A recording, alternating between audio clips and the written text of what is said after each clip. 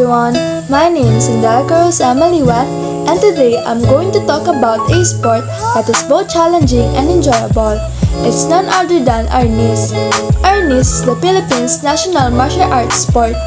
This sport focuses on weapon-based combat, which includes the use of knives, bladed weapons, sticks, and other improvised weapons. It also offers techniques for hand-to-hand combat, grappling, and weapon disarming methods. But aren't you curious as to how arnis was created and became the national martial arts sport of the Philippines? Here is a brief history of the sport.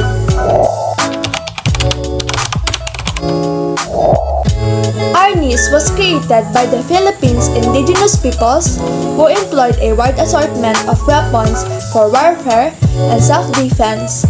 Arnis formerly included rattan, swords, daggers, and spears, as well as basic impact and sharpened weapons. When Ferdinand Magellan's armored, musket-wielding Spanish conquistador armies attempted to invade in 1521, Filipino islanders repelled them with nothing but bladed weapons and their fearsome arnis talents. Despite restriction, arnis tradition were perpetuated in the form of ritual dance, performance, and pretend warfare when the Spanish returned and successfully captured sections of the Philippines. While Spanish colonization inspired previous Filipino martial arts, modern versions have been shaped by the country's relationship with both the United States and Japan. Following independence in 1898, in 2009, the Philippines government recognized arnis to be the country's martial art and national sport. This over a century later.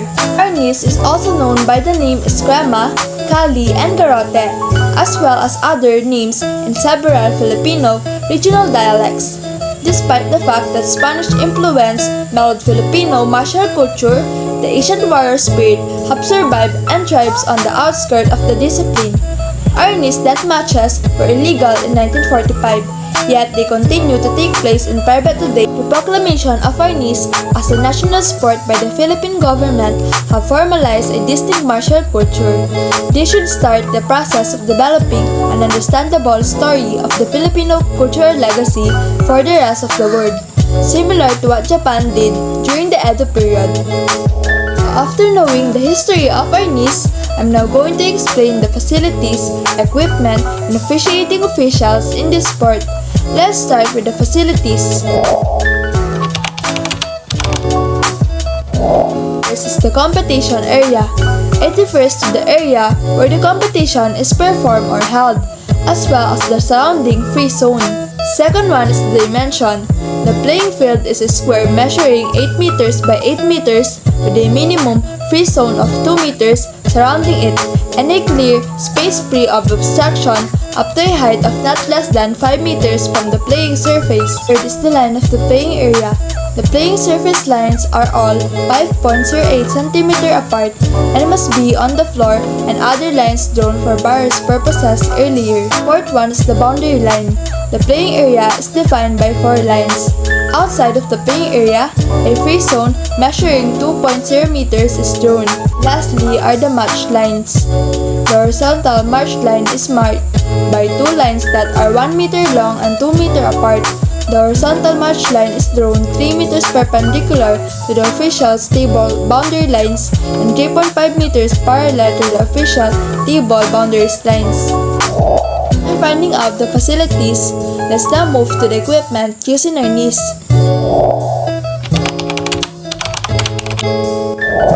The first one is the weapon.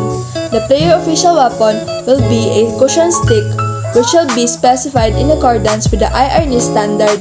In any local, national, or worldwide competition, no other similar material will be permitted. Each padded stick must be suitable, foam cushion, and have a maximum grip diameter of 3.81 cm or less, and 76.20 cm in length for men and women. For boys and girls, the cushion stick must be 27 inches long. Both cushion sticks must be color-coded, with one being red and the other being blue. Second one is the head protector. It refers to a set of protective headgear that includes an impact-resistant face mask and must meet the IARNIS standard. Both headgears must be color-coded. one red and the other blue to match the player's padded stick. Third are the body protectors.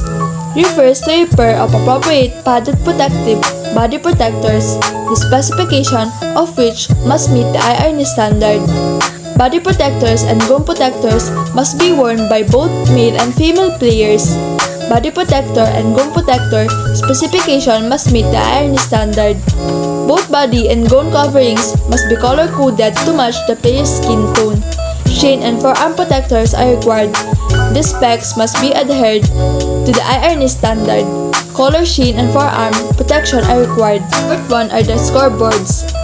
A pair of scoreboards, either manually or electronically operated, with parameters that meet the IRN requirements outside the playing area, inside the competition area, within the free zone, right where the judges are positioned. 2 scoreboards per contest area should be placed diagonally opposite corners outside the playing area, inside the competition area within the free zone, right where the judges are positioned. And lastly are the flags. The judges utilizes 2 sets of red and blue flags, each measuring 30 cm by 25 cm while making ruling or requesting consultations. 1 yellow flag, 30 cm by 25 cm in size, to be used by the timer to signal the start and finish of each round, as well as to declare a timeout and resumption of play.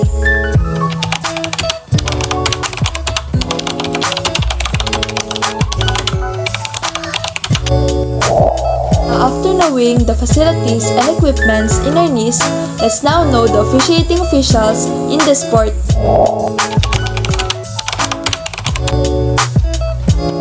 First is the tournament director, the overall administrator and chairperson who shall directly ensure the proper implementation of all procedure. Second one is the screening committee. This committee is composed of 3 members who shall enforce the requirements. This committee include the tournament officials in a position as members. Third one are the referees and judges. These are officials who enforce the conduct of all tournament in accordance with the rules and regulations of the game. Fourth one is the timer, shall keep time during the actual match. A gong, whistle, or bell shall be provided for his or her use in announcing the start and the end of the game and other calls. Fifth one is the recorder, shall be tasked with recording the results of the actual games. A record sheet shall be provided for his or her use in recording results. Sixth is the tabulators, shall compose of the chairman of the judges, recorder, and timer. They shall be tasked in recording the scores, violations, and the time of the actual performances. They shall give the final result to the official table. 7 are the flag officials. These are the officials who will declare the violations of the performers by raising the corresponding flags. The last one is the matcher, shall arrange the matches prior to the tournament and update the matches between players during the tournament. Now, I'm going to demonstrate the basic skills of our niece.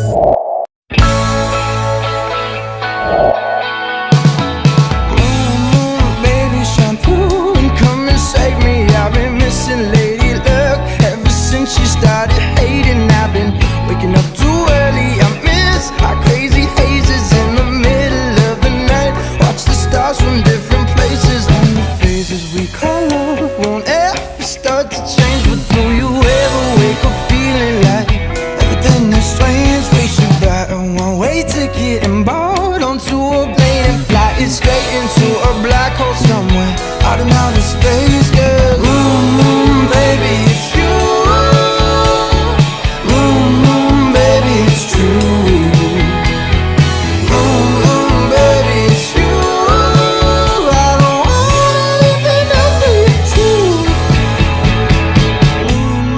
Baby, this world, it drives me crazy. I've been running around the room trying to make some extra gravy. I've been staying up for hours just staring at the ceiling. Now she's starting to stare back, but I guess looks can be deceiving. And the spaces we call love won't have to fade away. But do you ever wake up feeling like we're living day to day? We should buy some gold handcuffs and